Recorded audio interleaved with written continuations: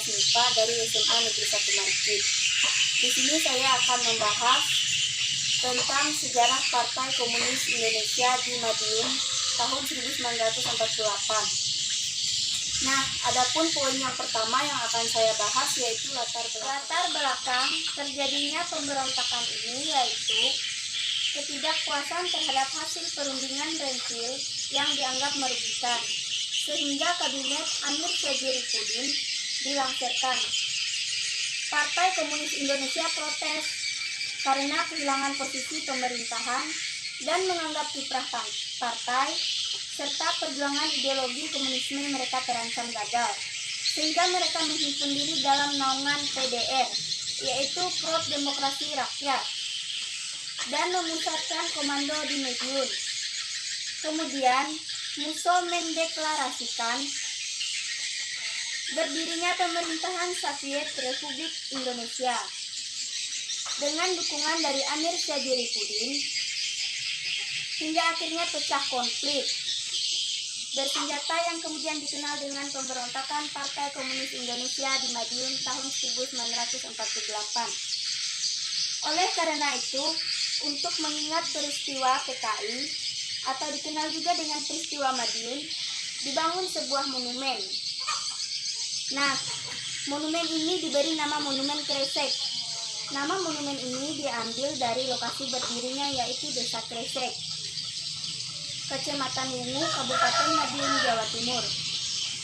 Monumen ini diresmikan pada tanggal 10 Juni tahun 1991 oleh Gubernur Jawa. Poin yang kedua yang akan kita bahas yaitu sepak terjangnya.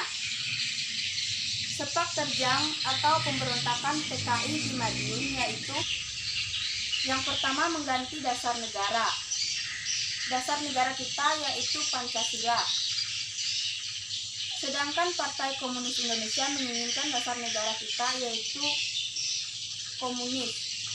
Komunisme adalah ideologi yang dicantumkan oleh Karl Marx dan Friedrich Engels yang hendak menghapus hak-hak milik seseorang dengan menggantikannya dengan hak milik bersama yang dikontrol oleh negara. Yang kedua yaitu membentuk negara Republik Indonesia Soviet. Melalui pemberontakan Madiun, Partai Komunis Indonesia ingin membuat Indonesia menjadi negara Republik Indonesia Soviet atau RIS. RIS akan menjadi negara yang pro terhadap komunis dan Soviet. Hal ini tentu akan mengancam kedaulatan rakyat Indonesia. Dan yang ketiga yaitu mempengaruhi petani dan buruh. Banyak dari anggota PKI ialah buruh dan petani. Pemimpin PKI lalu menghimbau para buruh dan petani untuk bekerja sama dengan melakukan pemberontakan. Akhirnya banyak para buruh dan petani yang mogok kerja. Ini merupakan salah satu strategi pimpinan PKI pada masa itu. Dan yang keempat, melakukan kekejaman. Pemberontakan Partai Komunis Indonesia ini tidak hanya dari aliran komunis, namun mereka juga melakukan tindakan kekerasan. Tindakan ini merugikan banyak pihak, terutama orang yang tidak bersalah dan tidak tahu apa-apa. Nah, poin yang ketiga yang akan kita bahas yaitu nama organisasi yang didirikan sewaktu terjadinya Partai Komunis Indonesia di Madiun. Nama organisasinya antara lain yaitu Sayap Pelajar atau CGMI, dan yang kedua Sayap Pemuda atau Pemuda Rakyat, dan yang ketiga Sayap Perempuan atau Gerwani, dan yang ketiga Sayap Buruh atau SOPSI, dan yang keempat Sayap Petani atau BPI. Nah, poin yang keempat yang akan kita bahas yaitu para pelaku pemberontakannya. Nama tokoh pada Partai Komunis Indonesia di Madiun yaitu Kolonel Sadikin, yang kedua Kolonel Sungkono, yang ketiga Gotot Subroto, dan yang keempat Kolonel Ahan Nusadion.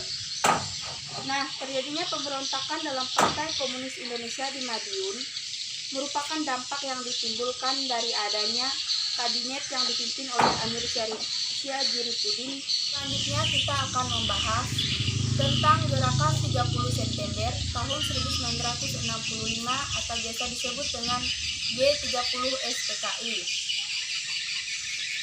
Poin pertama yang akan kita bahas yaitu latar belakangnya.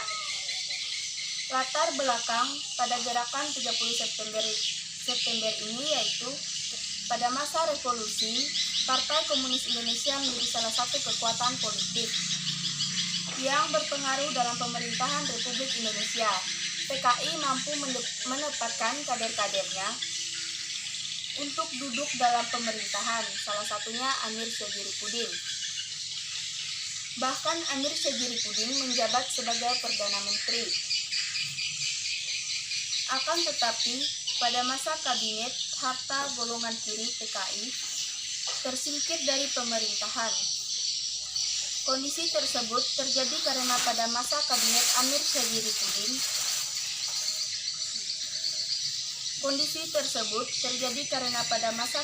Hatta, pemerintah mengurangi pengaruh kiri dalam tubuh angkatan perang. Dengan demikian, latar belakang sekaligus alasan kenapa gerakan 30 September dapat terjadi diantaranya adalah ambisi PKI untuk menerapkan paham komunis di Indonesia dan konflik TNI Angkatan Darat dengan Partai Komunis Indonesia dan rumor Soekarno Sakit. Poin yang kedua yaitu sepak terjangnya. Sepak terjang atau tujuan aksi pemberontakan Partai Komunis Indonesia pada tanggal 30 September tahun 1965 yaitu DN membangun PKI kembali dengan cepat hingga akhirnya muncul sebagai 5 partai besar di Indonesia pada tahun 1955. Kondisi sosial politik pada masa demokrasi terpimpin membuat Partai Komunis Indonesia untuk bergerak lebih leluasa. Mulai dijalankannya Krim Nasakon juga mengangkat kedudukan Partai Komunis Indonesia dalam percaturan politik. Seiring berjalannya waktu, pengaruh PKI berkembang semakin luas di berbagai kalangan. Mulai dari guru, wartawan, seniman, dosen, mahasiswa, kaum cendekiawan, hingga kalangan militer seperti perwira TNI. Nah, aksi dalam gerakan 30 September PKI ini membuat masyarakat murka. Mereka berdemonstrasi menuntut pembubaran PKI beserta ormas-ormasnya serta mengadili para tokoh PKI. Akhirnya PKI beserta ormas resmi dibubarkan dan dinyatakan sebagai organisasi yang terlarang di tanah air. Tidak hanya itu, penyebaran paham komunisme juga dilarang di Indonesia. Sementara mereka yang terlibat dalam insiden gerakan 30 September ditangkap, ditahan dan dibuang ke Pulau Nusa Kambangan. Poin yang ketiga yang akan kita bahas yaitu nama organisasinya. Nama organisasi yang terjadi dalam gerakan 30 September yaitu Operasi Trisula di Blitar Selatan serta Operasi Titis di perbatasan Jawa Tengah dan Jawa Timur. Melalui operasi penumpasan itu, para tokoh PKI berhasil ditangkap. Ketua Aidit yang dituding sebagai dalang pemberontakan ditemukan tewas tertembak dalam operasi tersebut. Poin yang keempat yaitu para pelaku pemberontakan. Pelaku pemberontakannya yaitu Muso Munawar atau biasa disebut dengan Muso. Yang kedua yaitu Amir Syadziripudin. Yang ketiga DN Aidit. Sekianlah penjelasan yang dapat saya sampaikan pada hari ini. Kurang dan lebihnya saya ucapkan terima kasih.